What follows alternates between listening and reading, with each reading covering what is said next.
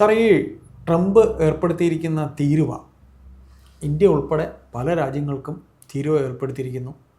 അമേരിക്കയിലേക്ക് തീരുവ ഇനത്തിൽ കോടികൾ വരുന്നു എന്നാണ് അമേരിക്കയിലെ ജനങ്ങളെ ട്രംപ് ധരിപ്പിച്ചിരിക്കുന്നത്. അപ്പോൾ ഇന്ത്യയെ സംബന്ധിച്ച് ഈ തീരുവയിൽ ഉണ്ടാക്കുന്ന എക്കണോമിക്കലി ഉള്ള വിഷയങ്ങൾ, ബാക്കി മറ്റു കാര്യങ്ങൾ, ഇപ്പോൾ ഇന്നലെ നരേന്ദ്രമോദി പറഞ്ഞത് പേഴ്സണൽ ബന്ധം മറ്റു കാര്യങ്ങളൊക്കെ മാറ്റിവെക്കുന്നു, അമേരിക്കയുടെ ഈ നയങ്ങളെ നമ്മൾ എതിർക്കുക തന്നെ ചെയ്യും എന്നും പറഞ്ഞിട്ടുണ്ട്. ഇവിടെ ഈ തിരുവ എന്ന് പറഞ്ഞാൽ എന്താ ശരിക്കും ഉദ്ദേശിക്കുന്നത്? ഇറക്കുമതി തീരുവ, അല്ല കയറ്റുമതിക്ക് അവർ മൊത്തം തിരുവ എന്തുവാ? അപ്പോൾ ഇവിടെ തിരുവ എന്ന് പറയുന്നത് ടാക്സാണ്. അതെ. എൻ്റെ കയ്യിലുള്ള വിഭവമോ സർവീസോ എന്ത് ആണെങ്കിലും എനിക്കെന്താണോ സർപ്ലസ് ആയിട്ടുള്ളത് അല്ലെങ്കിൽ മറ്റുള്ളവർക്ക് കൊടുക്കാൻ പറ്റുന്നത് ഇത് ഞാൻ മറ്റൊരാൾക്ക് കൊടുത്ത് ആണ് എനിക്ക് കാശ് കിട്ടുന്നത്. അതെ. അത് പ്രൊഡക്ഷൻ ചാർജിനേക്കാൾ കൂടുതൽ വിലയ്ക്ക് വേണം ഞാൻ മറ്റു രാജ്യങ്ങൾക്ക് വിൽക്കാനായിട്ട്. അതെ. അല്ല കുറച്ചുകൂടെ കുറയ്ക്കാം. അതെ. ഈ സാധനം ആ രാജ്യത്തിന് ഏതെങ്കിലും സ്ഥലത്ത് നിന്ന് കിട്ടുന്നുണ്ടെങ്കിൽ, ഉദാഹരണം നമ്മളൊരു കാറ് പറയുക, ഇന്ത്യയിൽ ഉണ്ടാക്കുന്ന അംബാസഡർ കാർ അല്ലെ ഫിയറ്റ് കാർ, ഈ അംബാസഡർ കാർ അമേരിക്കയിൽ നമ്മൾ കൊടുക്കുകയാണ്. അമേരിക്കയിൽ 100 കണക്കിന് കാറുകൾ വിൽക്കുകയാണ്.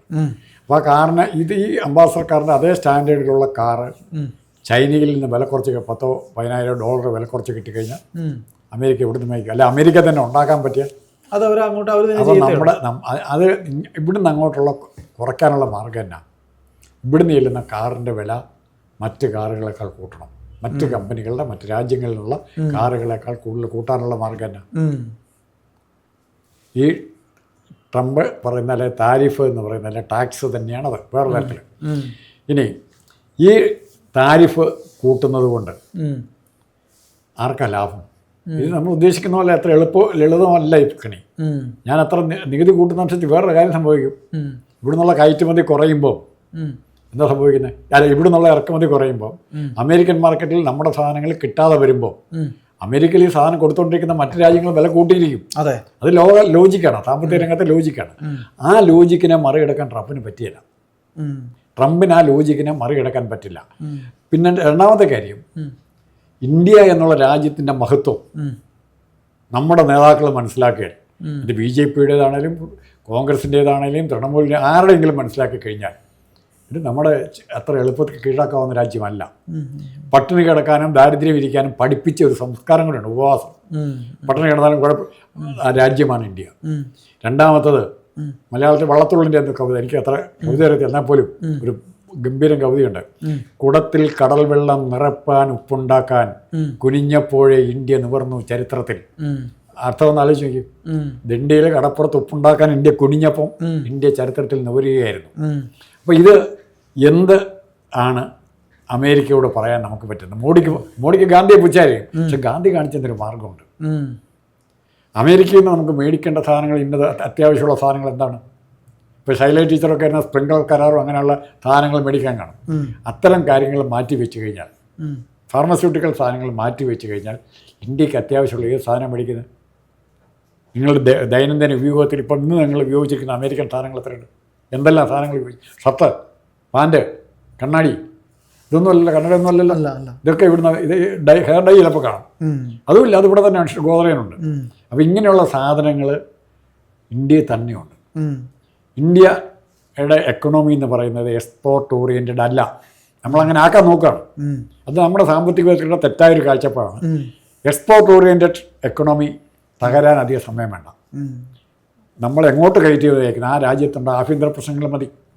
ഇത് ട്രംപ് ചെയ്യണമെന്നില്ല. അവിടെ ഒരു പ്രതിപക്ഷം ടെക്സാസിലെ പോലെ കലാപുണ്ടായ അമേരിക്കൻ എക്കണോമി തകർന്നാൽ ഈ കയറ്റുമതി നടക്കുമോ? ഇവർ പറയുന്ന നിരോധനം വേണമെന്നൊന്നുമില്ല. ഇനി കുറച്ചുകൂടെ പോയി കഴിഞ്ഞാൽ ഇത് കൃത്യമായിട്ട് ഈ ഉപരോധങ്ങൾ എല്ലാ കാലത്തും ഉണ്ട്, പല രാജ്യങ്ങൾക്കെതിരായിട്ടുണ്ട്. ഇനി ഒരു ഉദാഹരണം പറയാം. ഒപ്പക് എന്ന് കേട്ടിട്ടുണ്ടോ? Organisation of petroleum exporting countries. അതാരാ? Organisation of petroleum exporting community. അപ്പോൾ ഈ കമ്മ്യൂണിറ്റി പറയുന്നത് ഗൾഫ് രാജ്യങ്ങളാണ് മെയിനായിട്ട്. എണ്ണ ഉൽപ്പാദിപ്പിക്കുന്ന രാജ്യങ്ങളുടെ സഹകരണ സംഘമാണ്. ഇവരെന്തിനാണ് 1960-ലാണ് അത് തുടക്കമിടുന്നത്? എന്തിനാണ് ഉണ്ടാകുന്നത്? യൂറോപ്യൻ രാജ്യങ്ങൾ വലിയ അന്ന് ഇന്ത്യയൊന്നും അത്ര കാര്യമായിട്ട് നമുക്ക് വേണ്ട, പെട്രോളൊന്നും വേണ്ട. യൂറോപ്യൻ രാജ്യങ്ങൾ ഗൾഫ് രാജ്യങ്ങളെ ചൂഷണം ചെയ്ത് അവരുടെ അസംസ്കൃത വസ്തു അല്ലെ ഓയിൽ വളരെ വില കുറച്ച് കച്ചവടം ചെയ്യുന്നു. അമേരിക്കയുടെ കമ്പനികൾ തന്നെ കൂടുതലും, പല കമ്പനികളും, ബർമാഷൽ ഉൾപ്പെടെയുള്ള കമ്പനികളുണ്ട്. ഏത് അവസ്ഥയ്ക്കൊരു പരിഹാരം കാണാൻ എണ്ണ ഉൽപ്പാദിപ്പിക്കുന്ന രാജ്യങ്ങളെല്ലാം കൂടെ ഇത്ര ബാരലേ ഉൽപ്പാദിപ്പിക്കുകയുള്ളൂ, ഇന്ന വിലയ്ക്ക് മിനിമം വിലയ്ക്ക് കൊടുക്കുകയുള്ളൂ എന്നൊരു തീരുമാനം എടുത്തപ്പം യൂറോപ്യൻ രാജ്യങ്ങൾക്ക് അതിന് വഴങ്ങിക്കൊടുക്കേണ്ടി വന്നു. അതൊരു ട്രേഡ്, ശരിക്കും താരിഫ് വർധനയ്ക്ക് പകരമാണ്. രണ്ട് തരത്തിൽ താരിഫ് വർധന പലതരത്തിലുണ്ട്. ഉൽപ്പാദനം കൂട്ടിക്കൊണ്ട് വില കുറയ്ക്കാം. ഇപ്പോൾ പെട്രോളിയം രാജ്യങ്ങൾ ഉൽപ്പാദനം കൂട്ടിയാൽ വില കുറയും. പക്ഷെ അതിനവർ തയ്യാറാകില്ല. അവർക്ക് റീസണബിൾ പ്രൈസ് കിട്ടണം. അല്ലെങ്കിൽ ഉൽപ്പാദനം കുറച്ചുകൊണ്ട് അത്യാവശ്യം വന്നാൽ ഉൽപ്പാദനം കുറച്ച് വില കൂട്ടും. അതാണ് അവരുടെ മീറ്റിംഗ് കൂടി ചിലപ്പോൾ ഉൽപ്പാദനം കൂട്ടിയും ചിലപ്പോൾ കൂട്ടാൻ തീരുമാനിച്ചു, കുറയ്ക്കാൻ തീരുമാനിച്ചെന്ന് പത്രങ്ങൾ നിരന്തരം മാറും. അപ്പോൾ ബേസിക് എക്കണോമിയെ സ്വാധീനിക്കാൻ പറ്റുന്ന ഘടകം ഇതാണ്. അതൊരു താരിഫാണ്. അന്ന് ഇതുണ്ടാക്കിയത് ഒരു താരിഫാണ്. ശരിക്കും പറഞ്ഞാൽ അതിൻ്റെ പേരും താരിഫ് നമുക്ക് വിളിക്കാം. പിന്നെ ഇവിടെ നമ്മളെ ലാസ്റ്റ് ചെയ്തു. നമ്മുടെ കയ്യിലുണ്ടായിരുന്ന വെള്ളം എന്നുള്ള വിഭവം നമ്മൾ ഉപയോഗിച്ചോ ഇല്ലയോ? പാകിസ്ഥാനെതിരായി സിന്ധു ജല കരാർ ഉൾപ്പെടെയുള്ളത് റദ്ദാക്കിക്കൊണ്ട് നമ്മളെന്താ ചെയ്തത്? അത് ലോകത്തെ എല്ലാവരും അവൻ്റെ കയ്യിലുള്ള ശക്തി അവൻ ഉപയോഗിക്കുകയാണ്. അവനെ കുറ്റം പറഞ്ഞിട്ട് കാര്യമുണ്ടോ? ട്രംപിൻ്റെ ശക്തി ഉപയോഗിക്കണം. ട്രംപിൻ്റെ കണക്കുകൾ കേട്ടാൽ നമ്മൾ പേടിച്ചു പോകും. നമ്മൾ അമേരിക്കക്കാരനെ പൈസ മേടിക്കുകയാണ്. ടാക്സായിട്ട് ടാക്സ് കൊടുത്ത് നമ്മൾ അങ്ങോട്ട് ഇറക്കുമതി ചെയ്ത് അവൻ്റെ കയ്യിൽ നിന്നുള്ള കാശ് ഇങ്ങോട്ട് മേടിക്കുക, സാധനം മേടിക്കുന്ന കൂട്ടത്തിൽ. നമ്മുടെ ബാലൻസ് വേണം, ബാലൻസ് ഓഫ് ട്രേഡ് ഉണ്ടായിരിക്കണം. അത് അൺഈവൻ ആകാൻ പാടില്ല. ബ്രേക്ക് ഈവൻ പോയില്ലെങ്കിലും ആയിരിക്കണം, ഈക്വൽ ആയിരിക്കണം. ഇത് ഭയങ്കരമായിട്ട് അമേരിക്കയ്ക്ക് ഫേവറബിൾ അല്ല ട്രേഡ്. അതുപോലെ അങ്ങനെ അല്ലെങ്കിൽ നമുക്ക് ചെയ്യാൻ പറ്റുന്ന വേറൊരു മാർഗ്ഗമുണ്ട്. MFN എന്ന് പറയും. MFN, most favoured nation. ഇന്ത്യക്ക് ഏറ്റവും വേണ്ടപ്പെട്ട രാജ്യമായിട്ട് ട്രീറ്റിയിലെത്താം. നിങ്ങളുമായിട്ട് നമ്മൾ കച്ചവടം ഇങ്ങനെ സാധനങ്ങളുടെ വില മറ്റു രാജ്യങ്ങൾക്ക് കൊടുക്കുന്നതിനേക്കാൾ ന്യായമായ വിലയ്ക്ക് കച്ചവടം നടക്കും. അതാണ് മോസ്റ്റ് ഫേവേർഡ് നേഷൻ ട്രീറ്റിൽ പെടണം. അങ്ങനെ വരുമ്പോൾ നമ്മുടെ ഉൽപ്പന്നങ്ങൾ കച്ചവടം ചെയ്യാൻ സുസ്ഥിരമായൊരു വിപണി മാർക്കറ്റ് നമുക്കുണ്ടാവുകയാണ്. ആ സ്ഥാനത്ത് നിന്ന് നമ്മളെ മാറ്റിക്കഴിഞ്ഞാൽ നഷ്ടം വരും. പിന്നെ രണ്ടാമത് ഈ ട്രംപിനെക്കുറിച്ചും അമേരിക്കയെക്കുറിച്ചും പഠിക്കുമ്പോൾ ഇപ്പം ഇവിടുത്തെ ഒത്തിരി വിദഗ്ധരും നിരീക്ഷകരൊക്കെ ഉണ്ട്. മനസ്സിലാക്കേണ്ട കാര്യം, കഴിഞ്ഞ 200 വർഷമായിട്ട് അല്ലെ 150 വർഷമായിട്ട് അമേരിക്ക ലോകത്തിൻ്റെ സമ്പദ് വ്യവസ്ഥയുടെ മുകളിലാണ് നിൽക്കുന്നത്. എന്തുകൊണ്ടാണ്? സ്വയം ഒന്ന് ആലോചിച്ച് നോക്ക്. അമേരിക്കയ്ക്ക് മറ്റുള്ളവരെ ആശ്രയിക്കേണ്ട കാര്യങ്ങൾ കുറവായതുകൊണ്ടാണ്. ഭക്ഷണത്തിന് ആശ്രയിക്കേണ്ടി വന്നെങ്കിൽ, മരുന്നിനെ ആശ്രയിക്കേണ്ടി വന്നെങ്കിൽ, വെള്ളത്തിന് ആശ്രയിക്കേണ്ടി വന്നെങ്കിൽ അമേരിക്കയ്ക്ക് ലോകരാജ്യങ്ങളെ കൂടുതൽ ഡിപ്പെൻഡ് ചെയ്യേണ്ടി വന്നേനെ. ആ അവസരം ഉപയോഗിച്ച് അവൻ്റെ ആഭ്യന്തര സുരക്ഷയെ ഉപയോഗിച്ച് അവൻ ആയുധങ്ങളുണ്ടാക്കി. അത് വലിയ കച്ചവട വസ്തുവാക്കി. അതിന് ഇത്തിരി ഭീഷണി വന്നത് ജപ്പാനാണ്. അമേരിക്ക ആയുധങ്ങൾ ഉണ്ടാക്കാൻ നോക്കിയിട്ടുണ്ടെങ്കിൽ ജപ്പാൻ ഇതുണ്ട്. നമുക്ക് ചെയ്യാവുന്ന മാർഗ്ഗമാണ് ജപ്പാൻ്റെ മാർഗ്ഗം.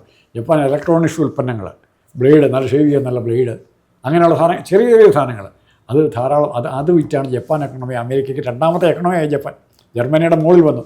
ഇപ്പോൾ അത് ജപ്പാൻ്റെ സാധനം കുറേ പുറകോട്ട് പോയി, അത് സ്റ്റാഗ്നേഷനായി. അതിന് കാരണങ്ങൾ പറയാം. അപ്പം ഇവിടെ ഇന്ത്യ എന്ന് പറയുന്ന രാജ്യത്തിന് ലീഡർഷിപ്പ് ഉണ്ടെങ്കിൽ, ഇവിടെ വാചടിക്കുന്ന ലീഡർഷിപ്പല്ല പറഞ്ഞത്, ഇപ്പം ഞാൻ പറഞ്ഞ പോലെ ഉപ്പ് വേണ്ട സ്വയം കുറുക്കി ഉണ്ടാക്കാൻ തുടങ്ങിയ മനസ്സ് ഇവിടെ ഉണ്ടാക്കുന്നത് കൊണ്ട് ജീവിക്കാൻ സംതൃപ്തിപ്പെടാൻ നമ്മൾ തയ്യാറാണെങ്കിൽ അമേരിക്കയ്ക്ക് എന്നാ ചെയ്യാൻ പറ്റും? എത്ര കാറ് വേണമെങ്കിൽ ഇറക്കുമതി ഉണ്ട്, ഞങ്ങൾ മേടിക്കുന്നില്ലെന്നേ. ഇറക്കുമതി, കാറിൻ്റെ എണ്ണം ഇവിടെ കുറയുന്നതനുസരിച്ച് പെട്രോളിയം ഇവിടെ നമ്മൾ കാറ് കുറച്ചേ ഉപയോഗിക്കുന്നുള്ളെങ്കിൽ എന്ത് സംഭവിക്കും? പെട്രോളിയം ഇറക്കുമതിയുടെ ആവശ്യം കുറഞ്ഞു വരും. ഇപ്പോൾ തന്നെ വരുന്നുണ്ട്, കുറഞ്ഞു വരും. മാത്രമല്ല ഇപ്പോൾ നമ്മൾ സിയാൽ പോലുള്ള കമ്പനികൾ അതിന് പകരം പെട്രോളിനേക്കാൾ ഫലം ഇത് കാണിച്ചു, സോളാർ പാനൽ കാണിച്ചു തന്നു അല്ലേ? സിയാലുണ്ട്, ബെസ്റ്റ് ഉദാഹരണമാണ്. അപ്പോൾ നാളെ ഇവർ ഉയർത്തുന്ന ചലനങ്ങളെ, വെല്ലുവിളികളെ നേരിടാൻ പറ്റുന്നൊരു മനസ്സ് ജനങ്ങൾക്ക് ഉണ്ടാക്കി കൊടുക്കണം. അതിന് ജനങ്ങൾക്ക് ആത്മവിശ്വാസം ഉണ്ടാക്കി കൊടുക്കണം. അവിടെയാണ് മോഡി ജയിക്കേണ്ടത്. മറ്റേ ഇന്നലെ ഹിമാചൽ പ്രദേശിലെ ഇതുണ്ടായി കഴിഞ്ഞപ്പോൾ, ഭൂചലനം, വെള്ളപ്പൊക്കം ഉണ്ടായി കഴിഞ്ഞപ്പോൾ അത് ഗംഗാമാതാവ് നമ്മളെ കുളിപ്പിക്കാൻ വരിക എന്ന് പറയുന്ന ആ വിഡിത്തത്തിൽ നിന്ന് മാറി, കുളിപ്പിച്ചോട്ടെ, കുഴപ്പമില്ല, കുളിച്ച് വൃത്തിയാക്കി ഇഷ്ടമുള്ളവർ പോയി കുളിച്ചോട്ടെ, നിർബന്ധിച്ച് ആൾക്കാരെ കുളിക്കാനായിട്ട് വിടരുത്. അത് ആ ഒരു സമീപനം സ്വീകരിച്ചാൽ, ആത്മവിശ്വാസത്തിൻ്റേതായൊരു സമീപനം സ്വീകരിച്ചാൽ ഉറപ്പായിട്ടും ഇന്ത്യക്ക് ഈ വെല്ലുവിളി അല്ലിത്. ഇത് അവരുടെ കാര്യം നോക്കണം, അങ്ങനെ മാത്രം വിചാരിച്ചാൽ മതി. അമേരിക്കയിൽ നമ്മൾ ശത്രുവായിട്ട് വേണം. അവരവരുടെ കാര്യം നോക്കട്ടെ. പക്ഷേ ഈ പറയുന്ന രീതിയിൽ നമുക്കിവിടെ എല്ലാം ഉൽപ്പാദിപ്പിക്കാൻ കഴിയുന്നില്ലല്ലോ. നമുക്ക് സാറിന് അത്യാവശ്യമില്ലെന്നുള്ളത് അങ്ങനെ വ്യക്തിപരമായിട്ട് ആദ്യം ആലോചിക്കും, എന്നിട്ട് സമൂഹം വെച്ച് ആലോചിക്കാം. നമുക്ക് ഇപ്പം റഷ്യയിൽ നിന്ന് പെട്രോൾ ഇറക്കുമതി ചെയ്യുന്നുള്ള ഒറ്റ കാരണം കൊണ്ടല്ലേ ഈ ട്രംപ് ഈ കാണിക്കുന്ന എല്ലാം ചെയ്യും. വ്യത്യാസം റഷ്യയിൽ നിന്ന് നമ്മൾ പെട്രോളിയം വേണ്ടാന്ന് ഇവിടെ എത്ര ശതമാനം ആൾക്കാർ പെട്രോൾ ഇപ്പോൾ ഉപയോഗിക്കുന്നുണ്ട്? ഗുഡ്സിൻ്റെ കൂടെ കൂട്ടി എത്ര പേരുണ്ട്? എത്ര ആൾക്കാർ ട്രെയിനിൽ യാത്ര ചെയ്യുന്നുണ്ട്? ഇന്ത്യൻ പോപ്പുലേഷൻ്റെ എത്ര പേഴ്സൻറ്റേജ് ട്രെയിനിൽ, കാറ് തുടങ്ങിയ വാഹനങ്ങളിൽ യാത്ര ചെയ്യുന്നവരുണ്ട്? പിന്നെ ട്രാൻസ്പോർട്ടേഷൻ്റെ പ്രശ്നം, യാത്രയ്ക്ക് കാറ് വേണമെന്ന് വെച്ചേക്കണമെന്നേ, ട്രെയിൻ മതിയെന്ന് വെക്കണം. പെട്രോൾ 4 പറയുമോ അല്ലേ? ഇന്ത്യയെ പോലൊരു രാജ്യം പെട്രോൾ ഉൽപ്പന്നങ്ങൾ വേണ്ട എന്ന് വെച്ച് കഴിഞ്ഞാൽ, കൺസംഷൻ ഫീൽഡിൽ നിന്ന് മാറിക്കഴിഞ്ഞാൽ, മാർക്കറ്റിൽ നിന്ന് മാറിക്കഴിഞ്ഞാൽ ഈ സാധനങ്ങളുടെ വില കുറയോ ഇല്ലയോ? പെട്രോളിൻ്റെ വില എങ്ങനെ ഇരിക്കും? യൂറോപ്പിൽ, ഗൾഫിൽ എങ്ങനെയിരിക്കും? ലോകത്തെ എല്ലാ എക്കണമിയും തകർക്കും. ഇന്ത്യ ഇതിൻ്റെ അകത്തുനിന്ന് മാറിയാൽ എന്തുമാത്രം വേണേൽ കുറയ്ക്കാം. ഇപ്പോൾ ലോകത്ത് ഡെവലപ്പ് ചെയ്ത് വരുന്ന, ജപ്പാൻ കേന്ദ്രീകരിച്ച് ഡെവലപ്പ് ചെയ്ത് വരുന്ന വേറൊരു ഗ്രൂപ്പുണ്ട്, സംഘടനയുണ്ട്, മിനിമലിസം. കേട്ടിട്ടുണ്ടോ? ഇല്ല. മിനിമലിസം എന്ന് പറഞ്ഞാൽ നമുക്ക് അത്യാവശ്യമുള്ള എന്തൊക്കെയാണെന്ന് തീരുമാനിക്കുക. ഇന്ന് നിങ്ങൾ വീട്ടിലേക്ക് ചെല്ലുന്നു, നിങ്ങൾക്ക് ദൈനംദിന ജീവിതത്തിന് നിങ്ങളുടെ മറ്റത്യാവശ്യങ്ങൾക്ക് വേണ്ട കാര്യങ്ങൾ എന്തൊക്കെ വേണം, ആവശ്യമില്ലാത്ത കാര്യങ്ങളെല്ലാം എടുത്തുനിന്ന് പുറത്തിട്ട് നോക്കി. ആവശ്യമില്ലാത്ത കാര്യങ്ങൾ എടുത്ത് പുറത്തിട്ട് നോക്ക്. അപ്പോൾ അറിയാം നമ്മൾ എന്തുമാത്രം വേസ്റ്റായിട്ട് എന്തുമാത്രം പൈസ മുടക്കിയിട്ടുണ്ടെന്ന്.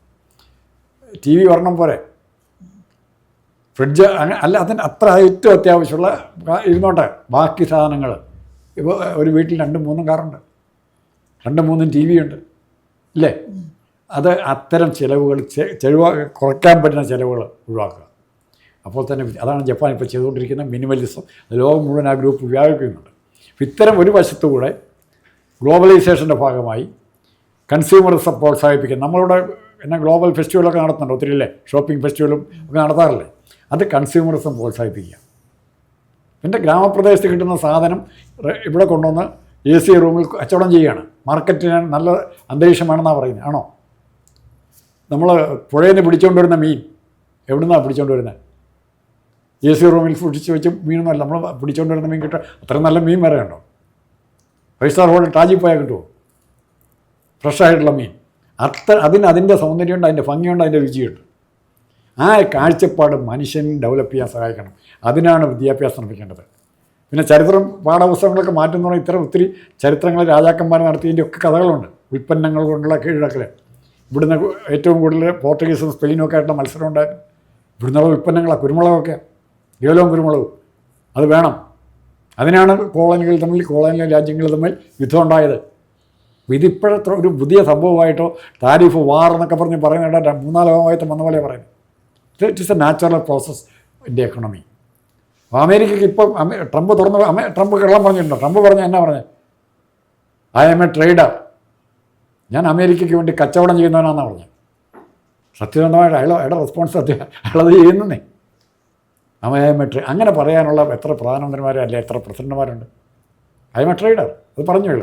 അമേരിക്കയുടെ താല്പര്യമാണ് യുദ്ധത്തിന് പകരം 100 പേരോ 1000 പേരോ 10,000 പേരോ കൊല്ലേണ്ട യുദ്ധത്തിന് പകരം ഈ ട്രേഡ് വാർ കൊണ്ട് പാലസ്തീന് സമാധാനം ഉണ്ടാക്കാൻ പറ്റിയെങ്കിൽ, ഇന്ത്യ പാകിസ്ഥാൻ ചർച്ചകൾ കൂടി സമാധാനം ഉണ്ടാക്കാൻ പറ്റിയെങ്കിൽ, ഉക്രൈനും റഷ്യയായിട്ട് സമാധാനം ഉണ്ടാക്കാൻ പറ്റുമെങ്കിൽ ഏതാ നല്ലത്? സമാധാനം ഉണ്ടാക്കാൻ പറ്റുന്നതന്നെ നല്ല കാര്യം. സമാധാനം ഉണ്ടാക്കാൻ പറ്റുന്ന നല്ല കാര്യം. അതിന് ഉപയോഗിക്കാൻ പറ്റുന്ന ആയുധങ്ങളിലൊന്നായിട്ട് ഇത് മാറ്റിയത്, അത്രേ ഉള്ളൂ. യുദ്ധത്തിന് പകരം ടാങ്കുകൾക്കും ബോംബുകൾക്കും വിഷവാതകങ്ങൾക്കും പകരം ട്രേഡ് വാർ. നിനക്ക് ആവശ്യമുള്ള സാധനം, വെള്ളം വേണമെങ്കിൽ, ഭക്ഷണം വേണമെങ്കിൽ കോംപ്രമൈസ്, പരസ്പരം കൊല്ലാതിരിക്കുക. ഇത് ലോകത്തിന് കൊടുക്കുന്ന ഒരു നല്ല സന്ദേശം കൂടെയല്ലേ എന്ന് ഞാൻ വിശ്വസിക്കുന്നു.